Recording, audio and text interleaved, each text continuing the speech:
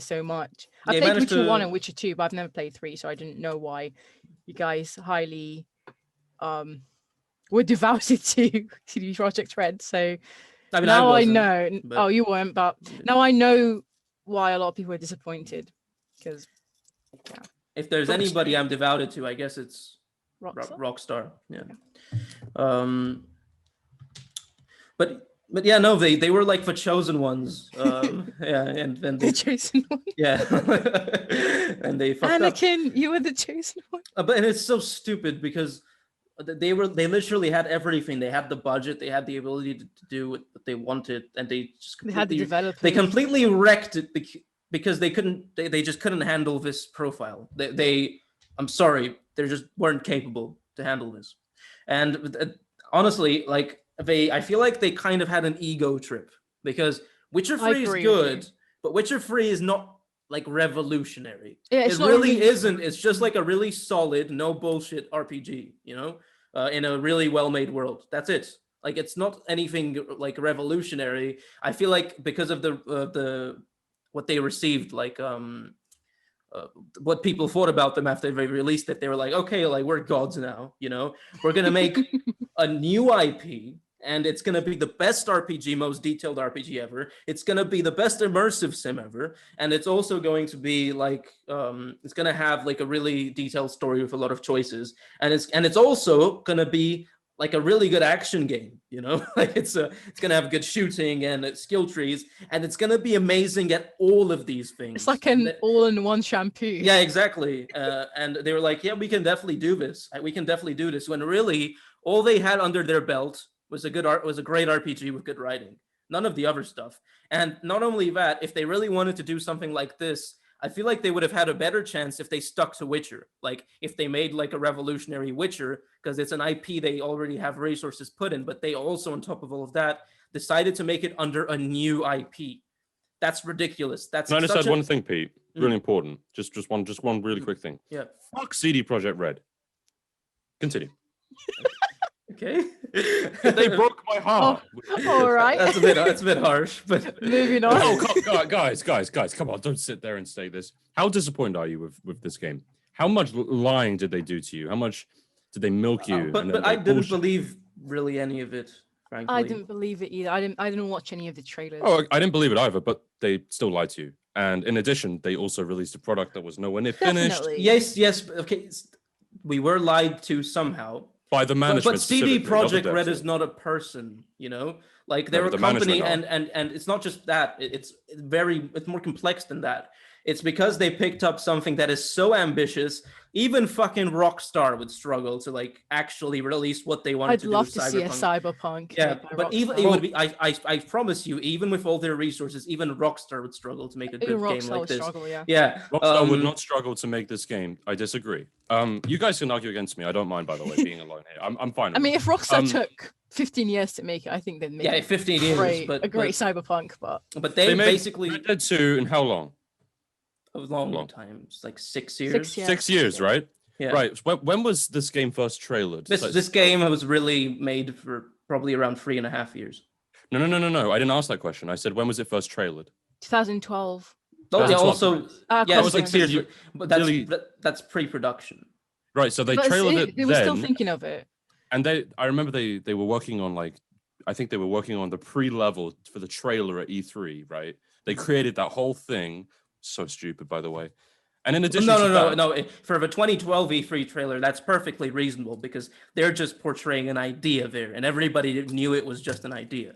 They're pretty much letting people know. No, it's not. It's not because like they just showed. Okay, we're working on this thing now. Here are the themes of the game. It's Cyberpunk, and they even let everybody know that it's pre-production. They hadn't even started yet. That's how things work. That's fair enough, in my opinion. But the issue is that they gave themselves 4 years to actually make it, which is not enough for. Yeah, they didn't even use the full 4 years. That's the thing. They used 2 years. Yeah, they made this game in 2 years, roughly 2.5, maybe. 2.5 is free, something like that. Which is ridiculous. Not bad, you know. Oh, it's an amazing for that amount of for the game. No, for the actual game, it's not bad. You know? If they would have worked on it maybe 3 years before, which they probably could have done, to be fair. They released it 2025, maybe. Yeah, this shows the issues of what happens when you become such a big company you know, how segmented everything is. Devs, marketing, management, employees, and everything, so segmented. It doesn't work as one whole unit, which makes sense because of its scale. And so the devs are doing something which then gets misconstrued. Maybe people get fired or leave along the way. Other people come in, and it's unmanageable. You know, the code doesn't work properly anymore, and then marketing already starts to sell the game because they love to hop on it early so that they can get hype Yeah. and they can get maximize on the profit, and then they just go like to the moon with no basis behind it. I think that should be illegal. Like when you can't market something which isn't at least halfway already created, you know. And so I think that's what happened with this game. They had a really ambitious idea. They realized, I think, quite early on that they cannot do this properly, not in this amount of time. And they said, okay, we'll figure this out. And then the other sides of the company, ironically, actively like fought against them in this, because then the marketing didn't take into consideration the fact that this is going to take a long time. They started promoting something which ultimately doesn't exist, and everything just went forward. And that's what happened with this game.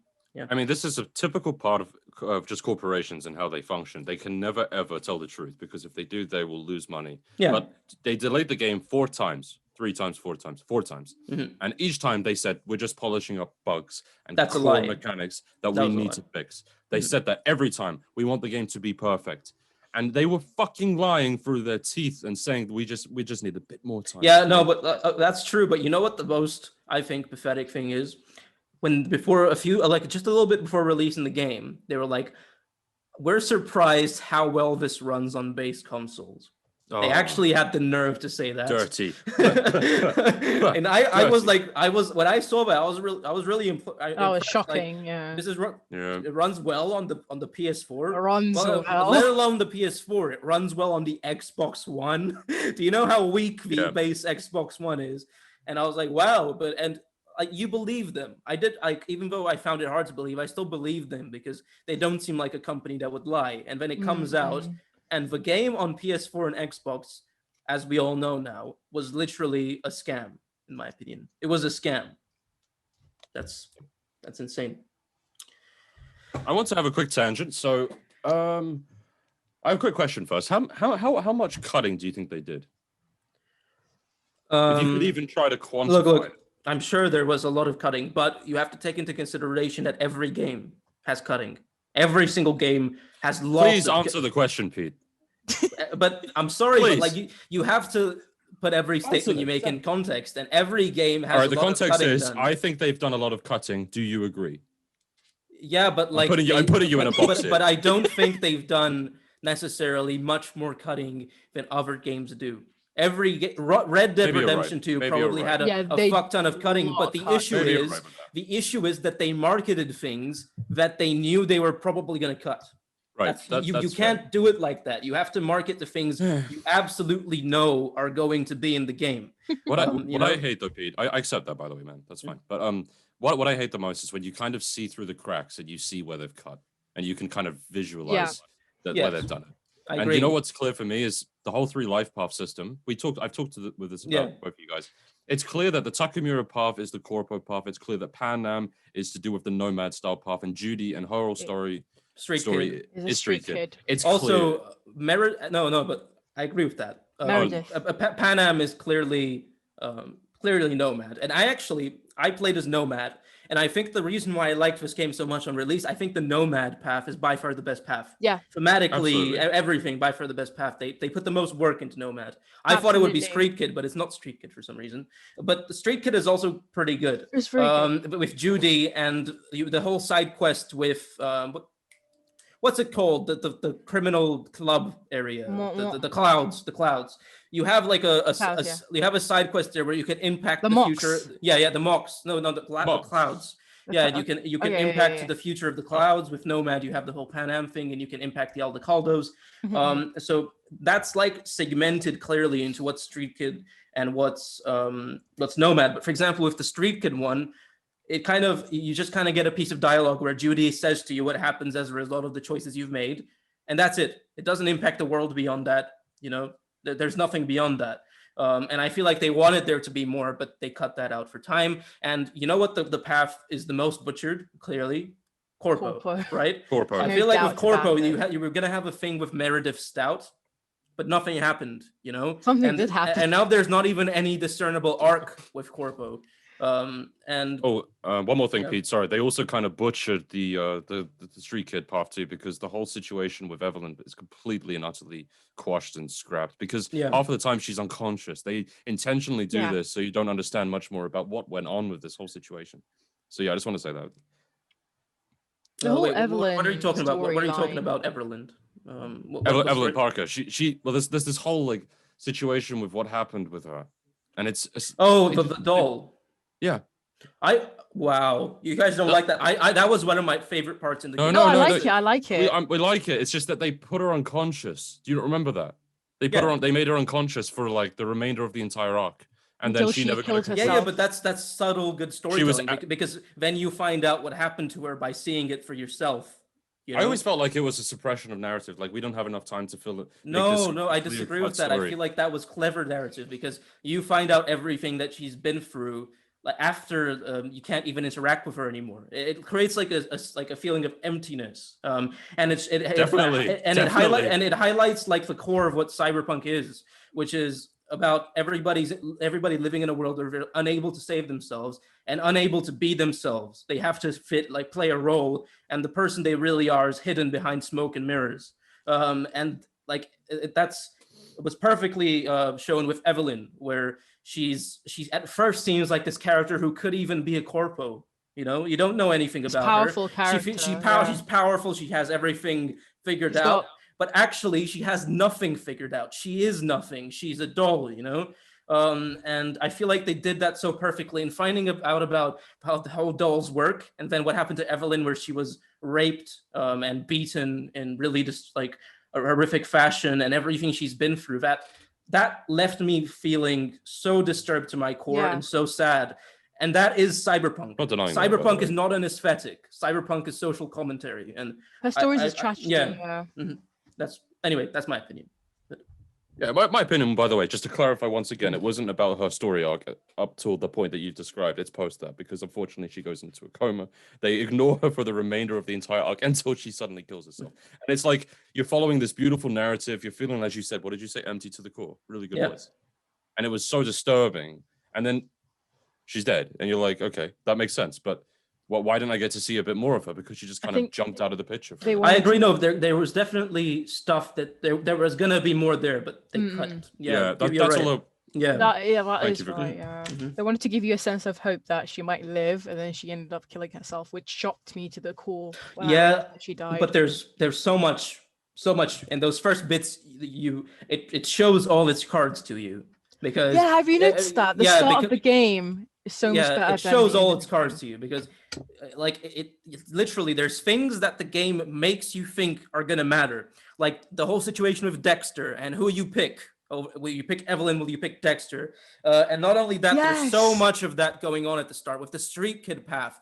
It feels like there's some kind of meaning to what you do in that little opening, and none of it matters. And that's the game showing its cards to you early on. We're gonna make you think that this matters, but it doesn't matter, and that's really frustrating. Dexter was not used at all. Like his character was not utilized at all. I was actually surprised when he died. I was like, I didn't see much of him. There was clearly going to be something there, and it just was cut. It wasn't maybe a quest with him before the heist, probably. I think it's lazy writing, guys, or at least it's a way to keep the story connected through the use of lazy writing, because they implemented Takamura overly done. I didn't feel like Takamura's natural place in this story was for. I feel like he was just like, okay, we can put him in and maybe get it. This can connect this now, so we can cut this. Like, so okay, we need to get this guy a reason to want to go to Arasaka. How do we do this? Okay, Takamura is the bodyguard. It seems like Takamura was the vice where the way they connected it in this cut version of Cyberpunk 20. No, but I liked that too. I think like this is going to be. That's fair enough. I'm not saying you can't. I love this character. Guys, can I just clarify something? You can like it. I'm just making my claim that I believe this is something they've used to cut and keep it together.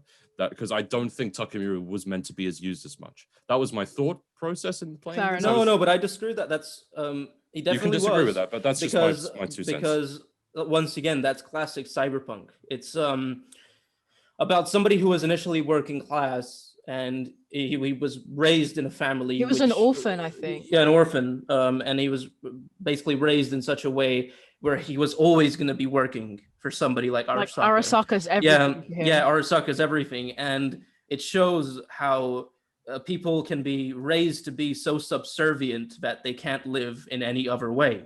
That's a good exploration of the corpopath with a cyberpunk theme.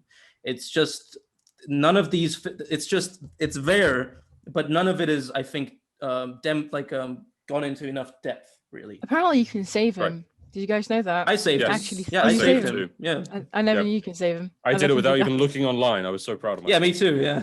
Yeah, did I you? didn't Oh, know. by the way, oh my God, you wanna hear something really stupid? Like, I felt so stupid after this. What? You know, in that part where everything goes, if the apartment gets blown up Yeah, and you yeah, have to save Takamura, Mhm. he sends you a text message where he tells you knock 3 times or something like that. Yeah, knock 3 times. Yeah. I didn't read the message for some reason. And so you know what happens if you don't knock 3 times? What? Takamura shoots you with a shotgun through the door. So at first I thought it was like a bug, like a game breaking bug, because I knocked once on the door, I waited, and then I thought it was an explosion at first, and I died.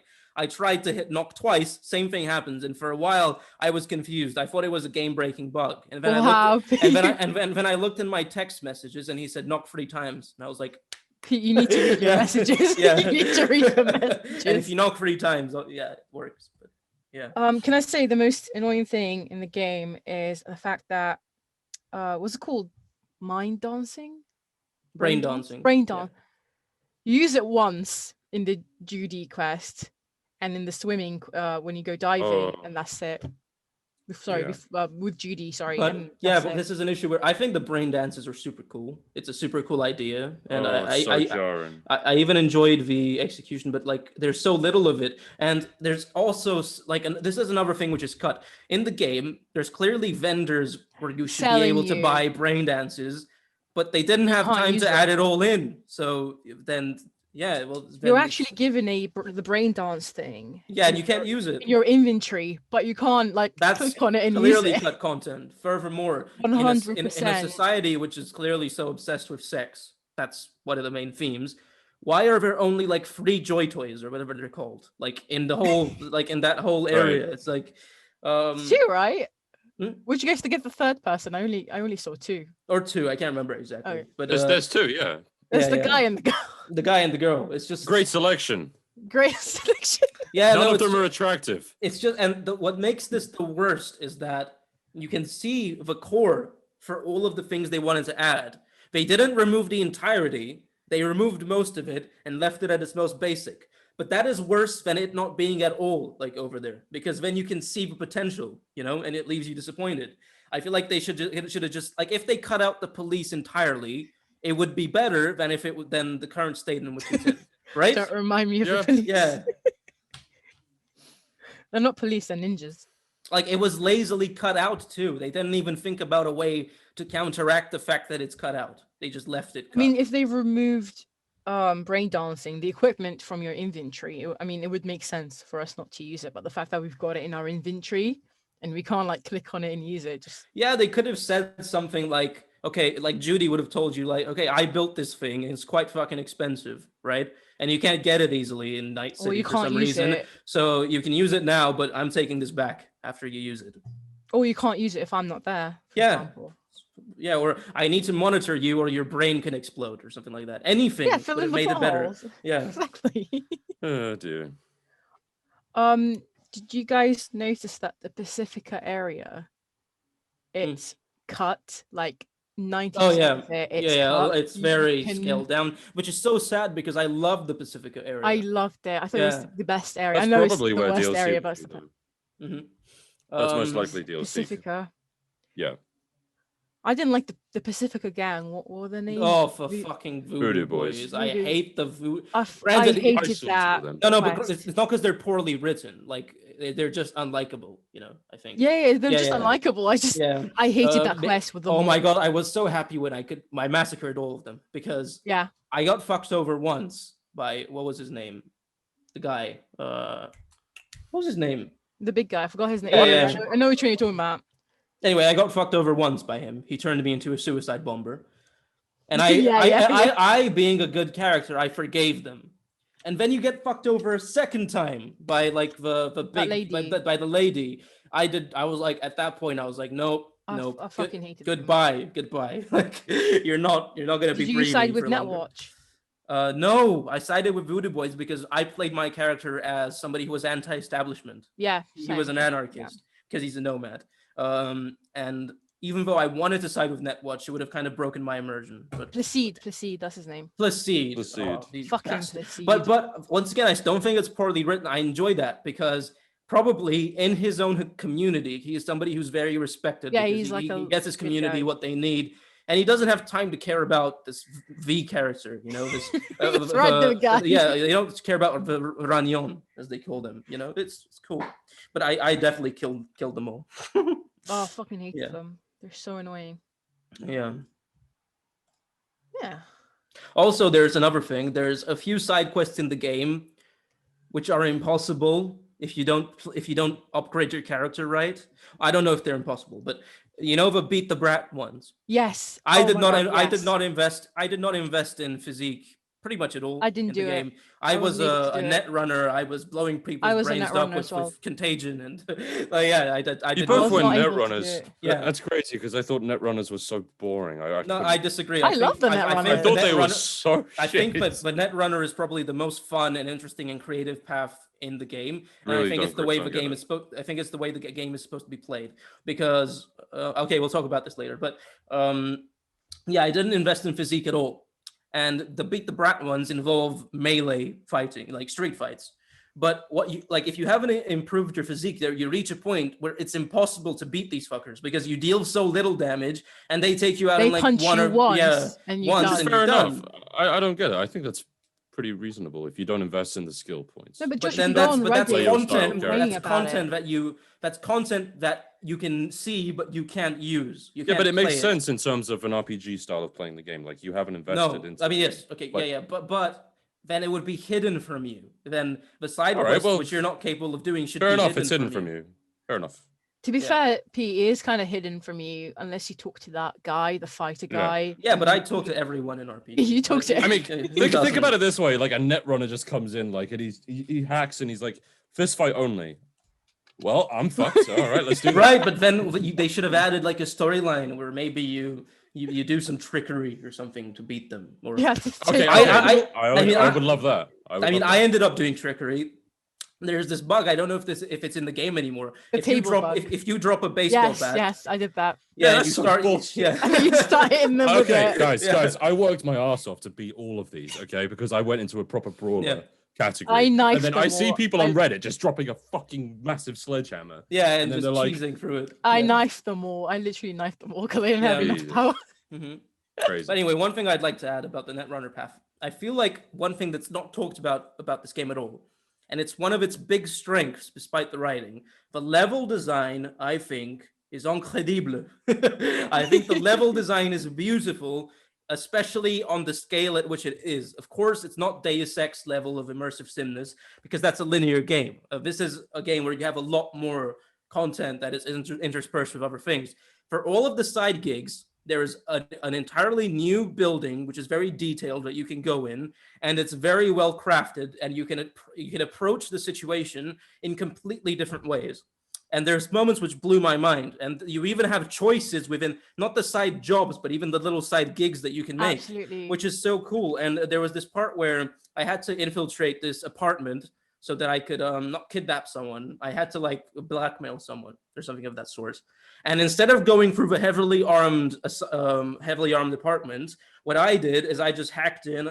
I blew everybody's brains out. And then what I did, instead of going through the apartment, I used my double jump and I jumped on pipes and everything. And I parkoured and jumped straight through the fucker's window.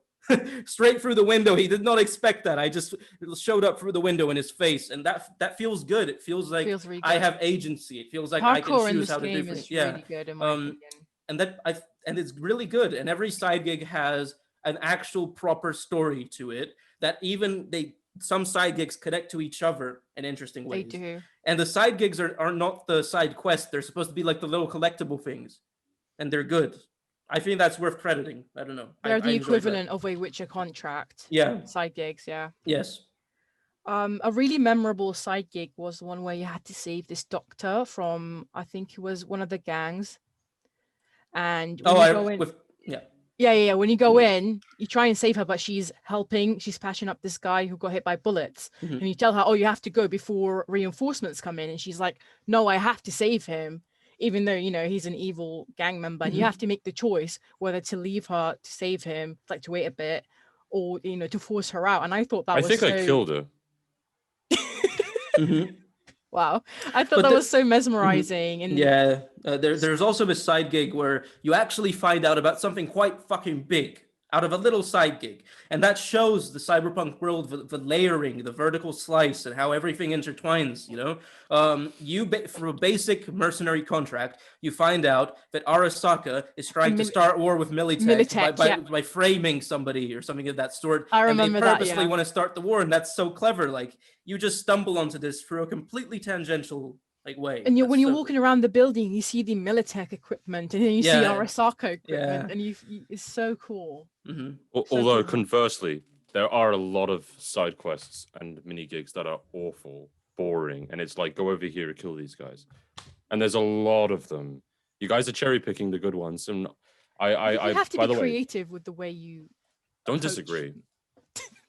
Sorry, go ahead, Ralph. No, you go ahead. I was just saying. Yeah. I just wanted to provide the other view that unfortunately Cyberpunk's side quests and side gigs and random events in the world are still usually pretty crap. No. And there's no. really Absolutely. I agree with you. No. The side quests are all incredible. And the side quests always end with like a really big choice. There was no bad side quest in this game. Can we just get this clear, by the way? Side quests? I mean side jobs. I mean side jobs, like the actual story side jobs. I'm talking about like exclamation point on the map. Oh yeah, the side gigs, I think they were way better than in most other games. In terms of like little contracts, it's way better than in fucking Witcher, where all of it has story. You always are introduced to a new area, and the level design is always great. Like, I didn't get that, man. Compare it to any other game. Any other game where it's not a side playing different games. Where it's not a side quest, but it's a side gig. Side gig. I see what you mean now. Side gig and side quest. I keep mixing them up. For me, it was like, listen, because there's also side quests, and those are amazing. You have to put everything in its context. Are really good in Cyberpunk. I have to agree with that. So the quests. I still keep my position. I still think most of the questing in the game was pretty crap in the world, like what you find randomly. But I think you mean side gigs, Josh. I think no, he does mean side gigs, but I would disagree about those two by comparison to other games. Like, tell me one game where the side gigs, not the quests. I hate that we have to use this terminology, but like, it's kind of annoying. There's little contracts, and then there's side quests, right? Yeah. You can't compare the contracts in this game to the side quests of other games. You have to compare it to the contracts of other games.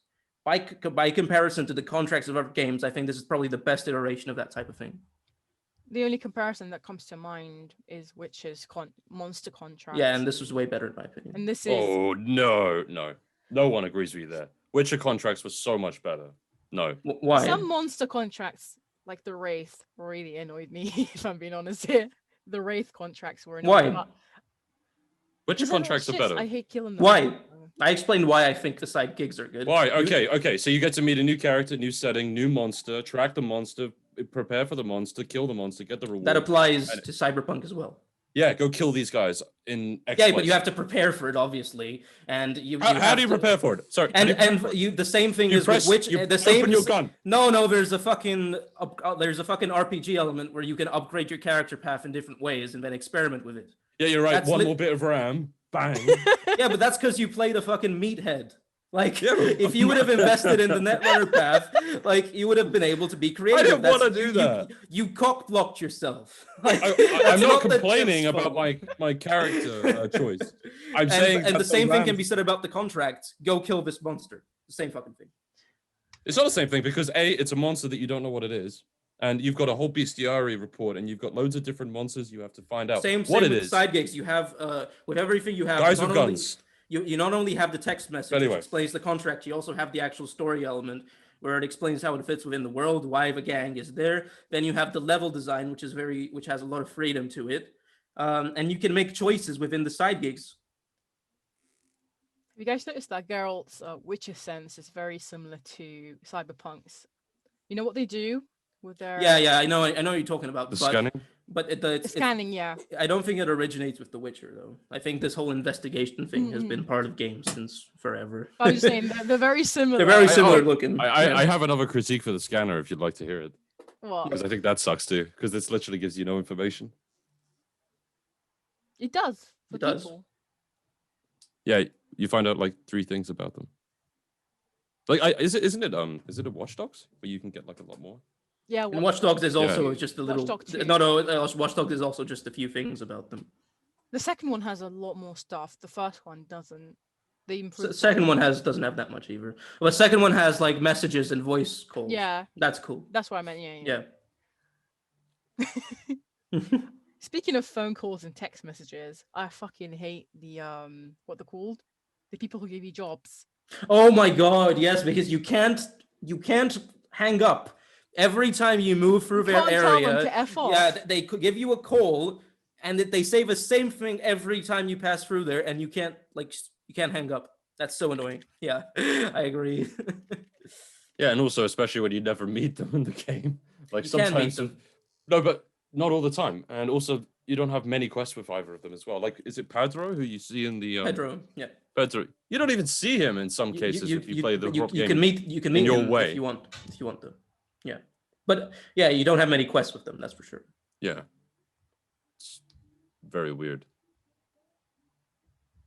Yeah, and also clearly, there was supposed to be this thing where the fixers they interacted with each other, right? And to make the world feel more real, they had their own areas of the map. But things you do within one area of the map in one fixer impacts another fixer's opinion of you and the world, and that's cut. That's not in the game at all. Yeah, the fixers were stripped to like the most basic thing ever. Yeah. The most annoying thing in the game. There's a Delamain cab near you. You might want to go collect that and take it back. Like that was Delamain. Yeah, me too. I actually said to myself, I'm going to get this whole thing done right now so I never hear from that fucker again. So I basically hit all the cabs. Also, I don't know how it is now, but when I played it quite early.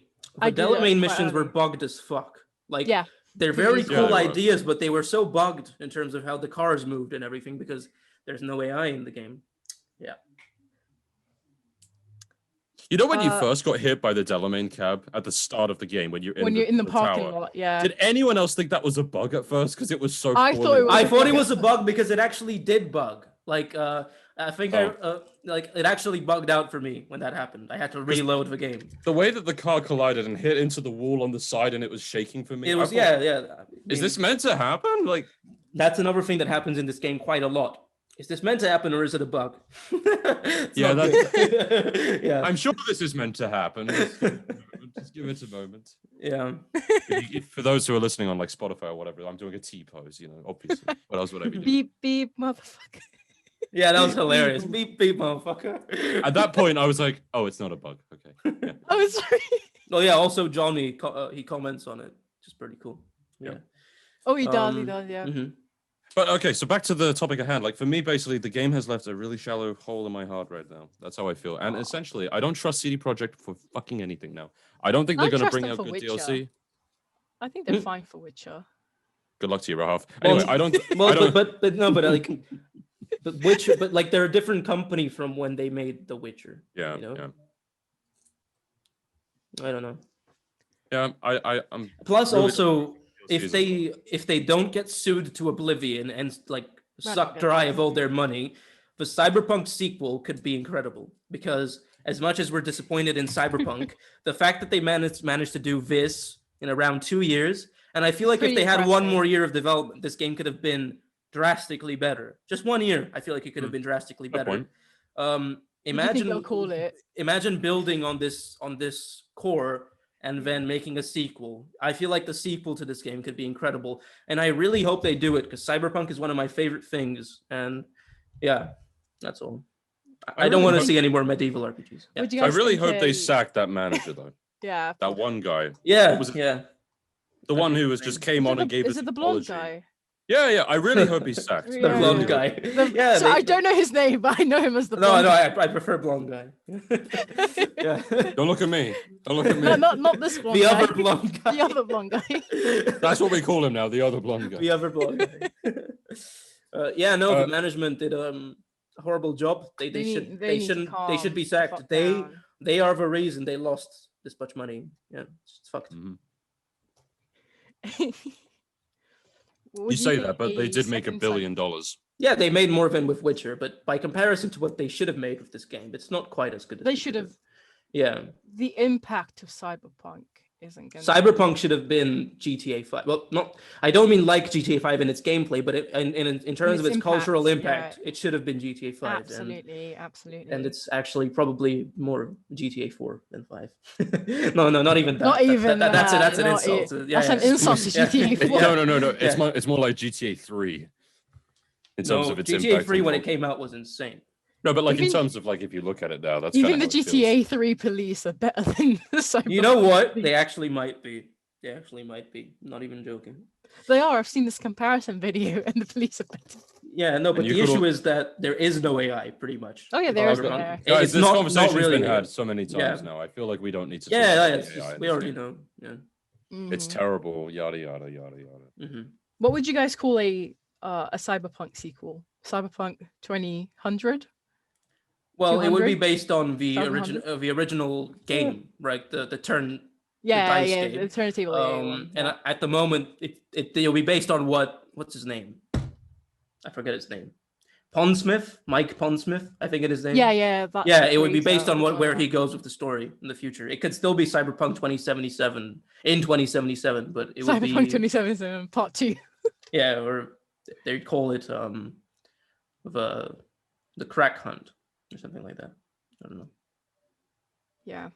I just want to say that the most annoying fixer in the entire game is Regina. Right? Regina? What? Why do you? Every time she calls, can you do me this favor? I'm like, piss off. That applies to all of them, really. I just find the most annoying, in my opinion. Pedro is quite annoying as well. Oh, Pedro, he's quite annoying, especially when he talks in that wisdom voice. Yeah, exactly. Yeah. And he gives like a quote as well at the end, like a saying. You know, my ancestor said this. I'm like, piss no off, one Pedro. cares, mate. I don't care. No one cares. Yeah. Yep. And Cyberpunk 2077 V2, I reckon, will be the sequel name. What the hell else could it be? That's not that bad. I feel like it could be that. Yeah. Or Mark II. No, that's 2 Iron Man. Yeah, but I hope it exists. I hope they'll make it, because I do think they can make it. They just need it. I feel like now that they've built the base for it, they don't have to start from scratch anymore. I feel like they can now make the game they wanted to make. True, and they've got nice cities. That is true. But if they were smart, they would have done that. They would have marketed this game as The Witcher in a cyberpunk universe, and nothing more. It would be like just something they're trying out, and then people would have responded like, "Okay, for a first try, it's pretty damn good. Excited to see for the future." And then they would still have support. They would still be getting money. And now that they built the base, they could make the game they always wanted to make. Maybe they wouldn't make as much money in such a short period of time, but I feel like long term, it would even be financially better. And I hope they take as long as they need. Yeah, remember the thing they used to say, finished when it's finished? No. What were they saying? It was like in the first trailer, they said, finished when it's done or something. When it's ready or something. Yeah, like that. When it's ready, it's I can't remember. Well, they changed their minds about that. Yeah, and making us think that they're gonna take like Rockstar like 6 years to make a game, and they just take your time. They did take 7 years, but they didn't actually work on it for that long. That's the problem, though. It's not just about them taking their time. They have shareholders pressuring them, and if they have the game get developed and delayed 4 or 5 times, they get bored and they get pissed off. I wouldn't blame the shareholders, though. They lied to the shareholders about the state of the game. Actually, no, they don't. If they do that, that's very bad. But they actually did that. Then that's why they're being sued by the shareholder. In that case, then good luck. Yeah. Good luck with that one. Yeah. You've essentially lied to the person who owns the company. Exactly. That's wow.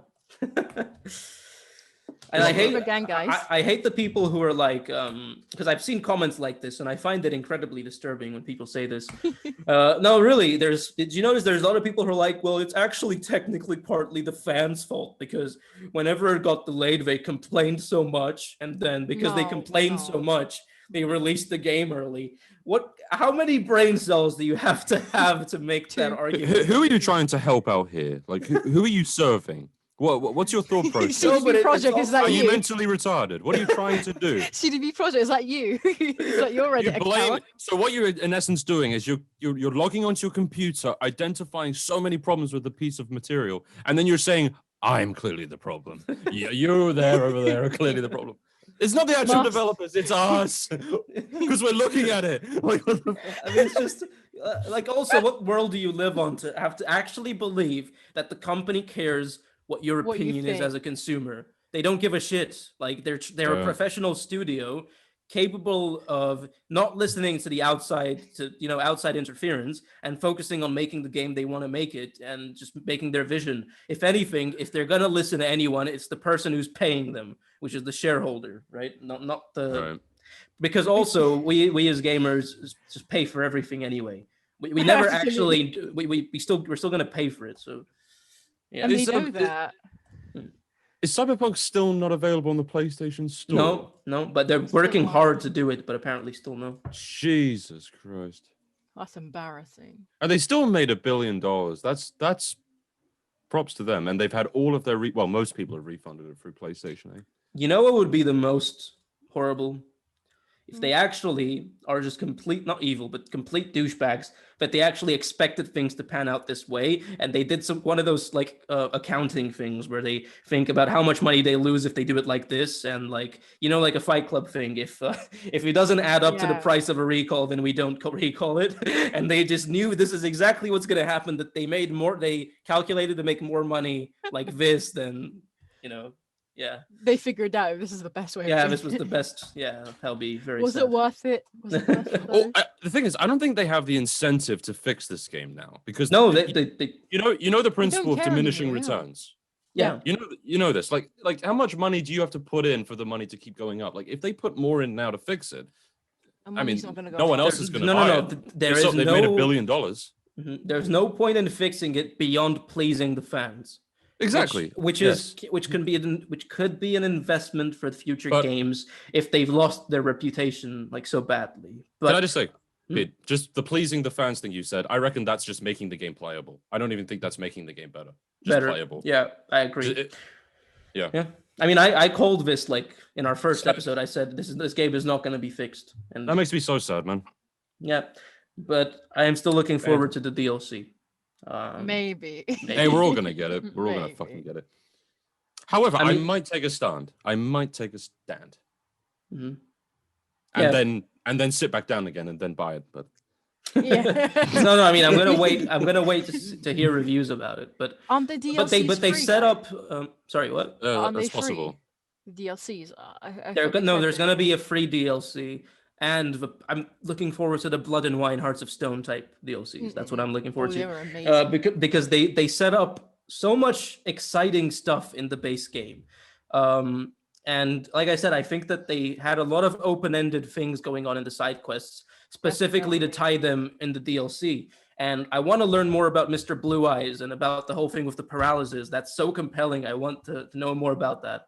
I want to know what the impact or the impact on the world is that Alt Cunningham, she's been released now. Like, who knows what she's going to do now? And that there's so much that I want to know about in the DLC. Yeah. But frankly, I don't know, I might just watch a YouTube walkthrough. You say that, and you end up buying it. I don't know. It depends. I'll see the reviews first. Yeah. It should be free. Like you said, Rahaf, it should be a free piece. They did respond and say, look, guys, we'll give you some free DLC. As an apology, I think it would make sense for it to be free. Not a full DLC, no. That they will release free DLC, but not the story. Are you thinking more like cosmetic stuff and maybe some small... Because cosmetics, maybe they'll finally add in barbers, and stuff like that. Hey, to be honest, if there is a customization overhaul, I think we'll all be happy with that. I think they might make I actually think they won't do anything. But if something is happening, the customization overhaul is most likely what's coming. I just hope they can do it, like without severe bugs just killing everything, because they haven't actually added anything yet. It's been bug fixing, right? So let's see. Let's see. It could be how they added the Geralt hairstyles DLC to the game. Isn't that whole thing like a joke now? Because they released the NVIDIA Hairworks thing, right? With Witcher. And it was like, it was so demanding on your GPU, like it dropped you like 10 frames just because of the hair. So nobody uses it now. Yeah. Yeah. Worth it. And they're not that good either. Really? I never tried them. The ponytail is okay though. I like the ponytail on Geralt, but the other ones just make him look horrible. Guys, maybe we could sum up our thoughts here, and if I can get you all to provide again one thing that we talked about today that you really hate about Cyberpunk, and maybe one thing you're hoping for the future, and we can then conclude that. Let's hear from Rahaf, our guest speaker. Then go on, Rahaf. Where you go first? For me, my most hated thing is the empty places on the map. I know that you guys said that they might utilize them for the DLCs in the future, but it just saddens me to see Pacifica so empty.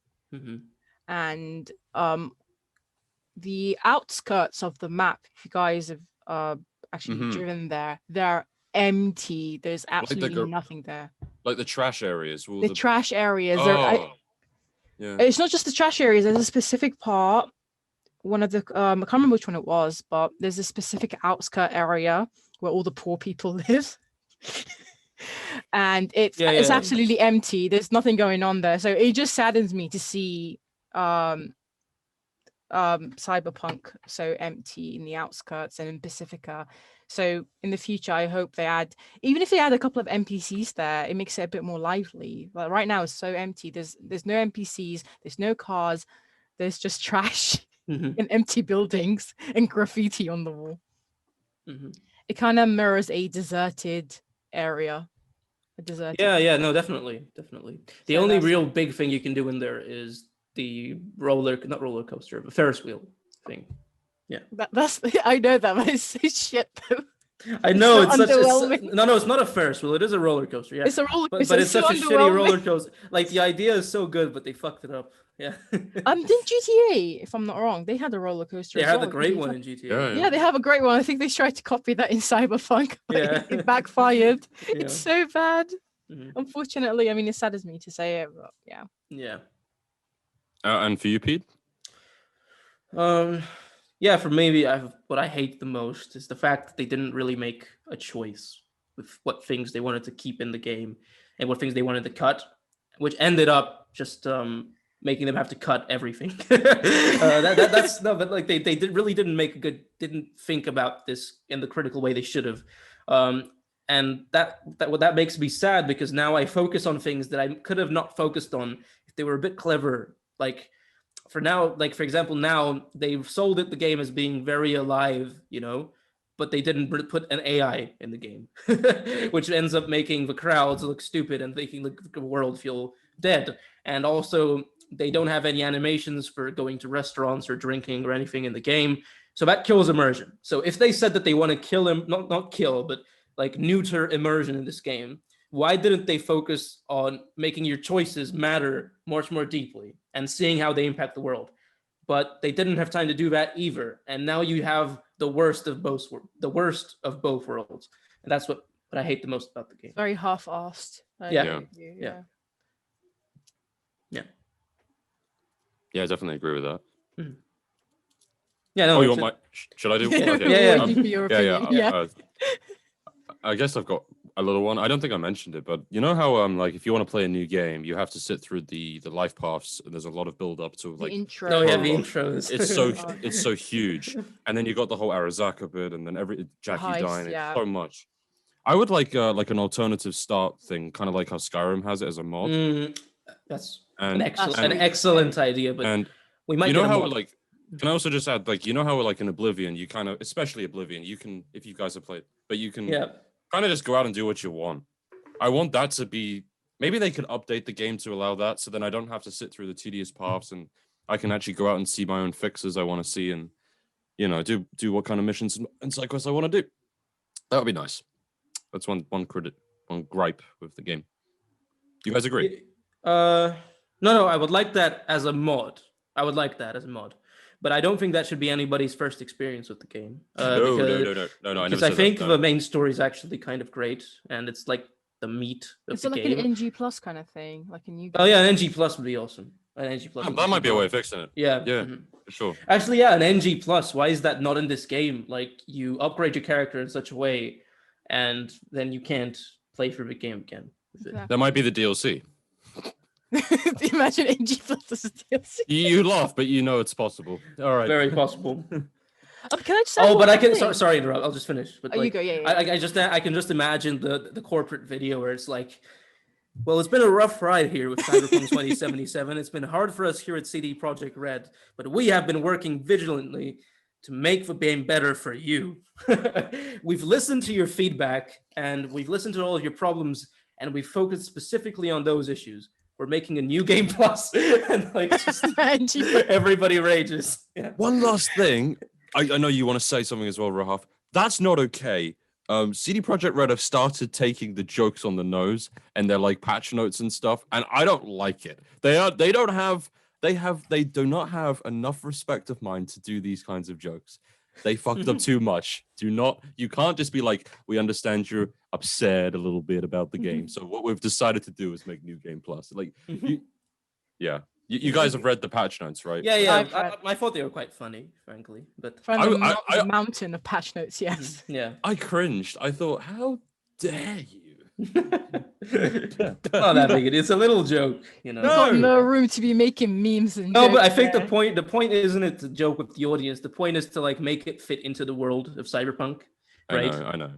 For immersion or whatever. Yeah. And Rahab, what was your last final thoughts? Okay, I was just gonna say, I think a couple of months before the game was released, they released this YouTube video, The Gangs of Night City. Yeah. And they showcased all the gangs, and they kind of made it seem like you have the option of joining the gangs, perhaps fitting into those gangs, interacting with them, or maybe just interacting with the gangs. And I felt so underwhelmed after I finished the game when I realized that I actually had hardly any interactions with the gangs, except for the couple of the voodoo boys all fighting them, but we actually didn't interact with the gangs that much, and I felt like outside of the side quest, they weren't utilized that much. Even Maelstrom, you see them once or like twice in the entire game. Yeah, you see them the food factory quest at the start, and then in a couple of side quests, and then that's it. Yeah, you see them in the side quest with, and they're kind of scary fuckers. I actually went up, when you're like talking to is it Dum Dum? Is that his name? Dum Dum. Yeah. You're like, holy fuck, these guys are kind of cool looking. Like you kind of feel it. Like they got Dum some pretty Dum's nice. culture. Dum Dum is very friendly. Yeah. Oh, by the way,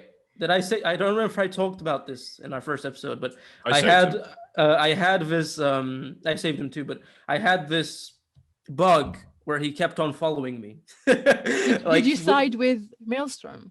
What? No, I didn't side with Maelstrom. I shot. What's his face? Ross. I shot Ross in the face, and then I saved Brick. So, Brick. Yeah, that's how. He doesn't show up in the game either for the rest of the game. I didn't see Brick. He does show up in the game. He does show up in the game. If you save him, he shows up in the side quest with what's her name? He shows up in some kind of side quest where you speak to him and you get through it really easily. I saved him. I didn't see him. I didn't see him. I saved him. I didn't see him. Is that a bug, maybe? It's these little things that make me want to replay the game, but then I realize about all the other No, but there's too few of them to be worth a replay, in my opinion. Yeah, it's not really worth a replay. Yeah, it's so sad. New Game Plus. It's gonna come out. Don't worry about it. All right, I think we've covered everything, right, guys? That was a good chat. I think. Yeah. Okay, just one final thing from me. I think it should be not illegal, but there should be some kind of big consequence for marketing things which aren't actually in the game. Because that's what they did with Cyberpunk. They didn't market. They marketed the things which were not in the game at all. Absolutely. It wasn't like a neutered version of the Vision. It was something completely different, in my opinion. And what would be the appropriate punishment? Like castration, maybe? Yeah, that's exactly what I was thinking. Castration.